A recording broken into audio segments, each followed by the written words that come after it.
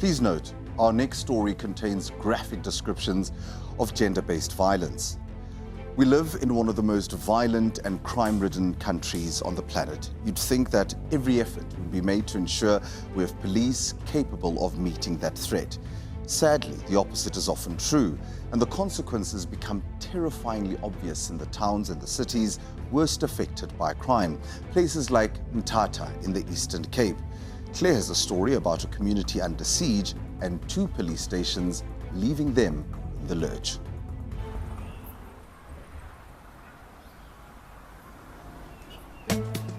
Mthatha, once a jewel in the Eastern Cape's crown, an economic hub bustling with activity.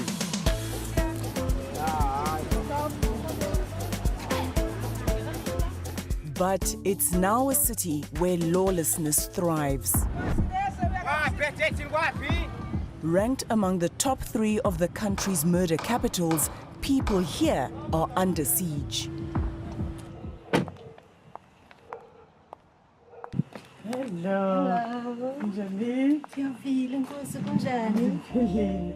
I last visited this house outside Mutata several months ago.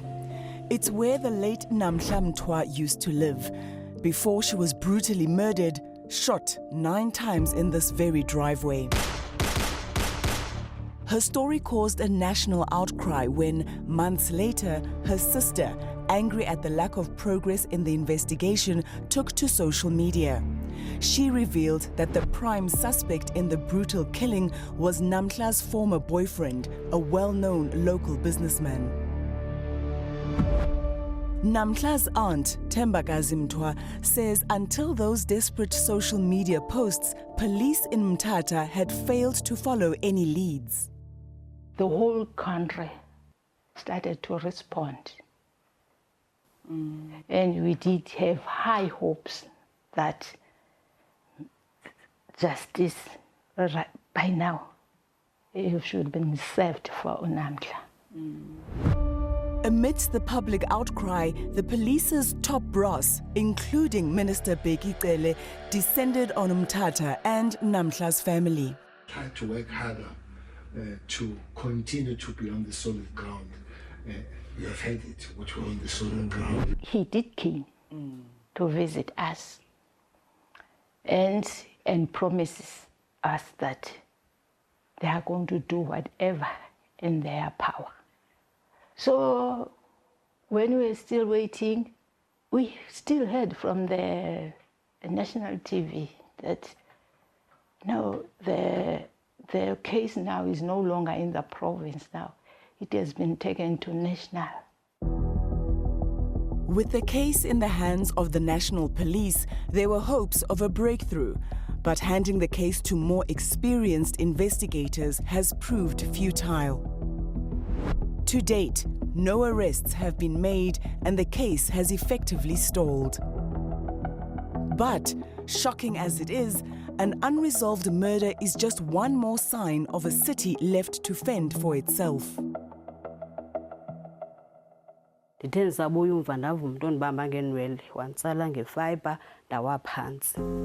February last year, Nozi Xamlashe was working in her busy hair salon when 2 police officers walked in. She was accused of contravening COVID-19 regulations by not wearing a mask and was arrested. Once inside the police station, Nozi was brutally assaulted. Wabesefika yena lo ebenibhala uMagadla wandinyathela lapha esiswini. Horrifyingly, it was just the beginning of a long and agonizing ordeal. Wafike pha wandijula ndibethekisa phansi wandinyathela kabini wathi uzomndazi namhlanje. The words were deliberately chosen. Left battered and bruised in the holding cells, enduring insults and abuse the entire weekend, Nozi later realized why she was there. Months before, she'd been pulled over by a police officer while driving. He'd requested her phone number, but when she later declined his advances, he made a veiled threat that their paths would one day cross. That man was one of the officers now violently abusing her. wathi njengoba ndithethe le nto wathi ndandijula athi ndizoze ndikuthole uyakhumbula ngokuya ndandikubambile. But should Nozi's story surprise us? As we drive around Mthatha, it's clear that this is an increasingly lawless city. Here, police aren't just looking away, they've become part of the problem. There are 2 police stations in the city, Madeira and Central. Both are notorious.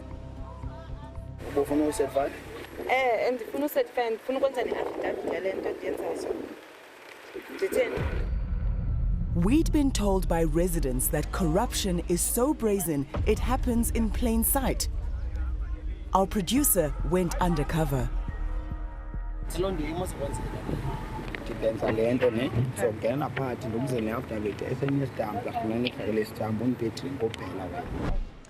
At the police station behind me, you can get one of these for as little as 10 rand.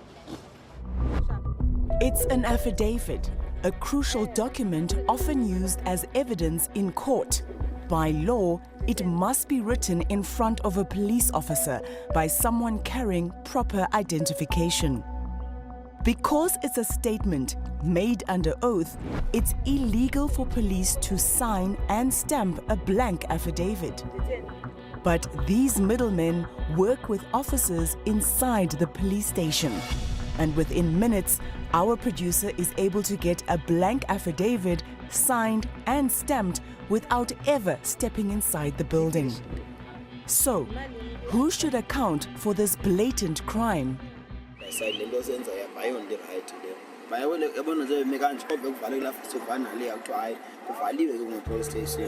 In response to our questions, SAPS in the Eastern Cape provided a statement. They confirmed that selling affidavits is a serious crime, while acknowledging allegations of corruption and other transgressions by Mthatha police. And despite the evidence we provided, they say nothing can be done in the absence of official complaints by the public.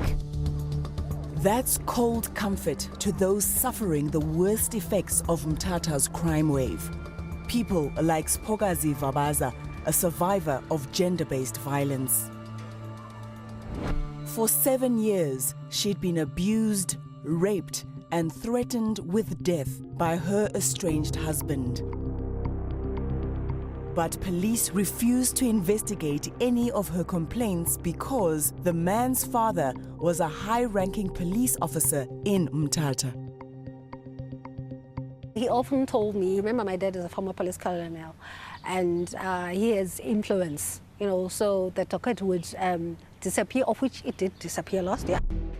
But 𝗀𝗶𝗶𝗶𝗶 was relentless, and after opening yet another case, her abuser was finally arrested. Shockingly, he was released before his bail application, and he went after 𝗀𝗶𝗶𝗶𝗶 again.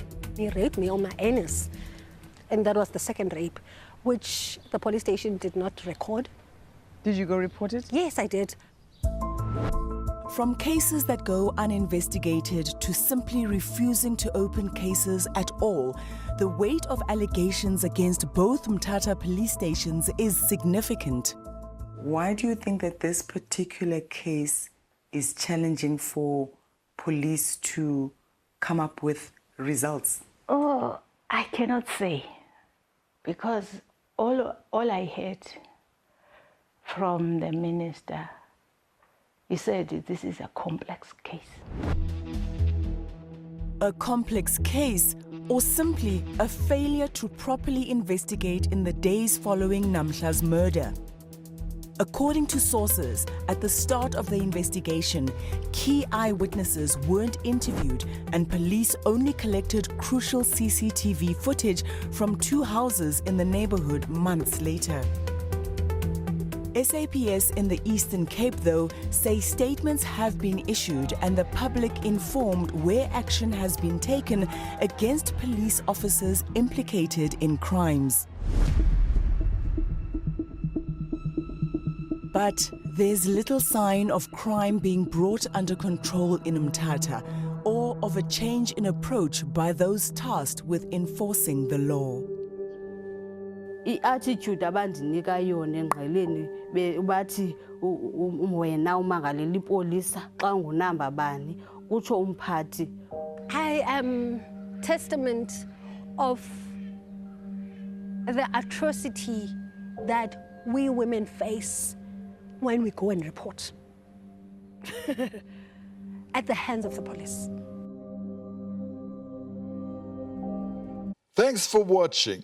Have you heard about our new podcast? It's like Carte Blanche, but without the Sunday blues. Find Carte Blanche the podcast with new episodes uploaded weekdays on all major podcast platforms. Unique stories, unique perspectives, wherever you go.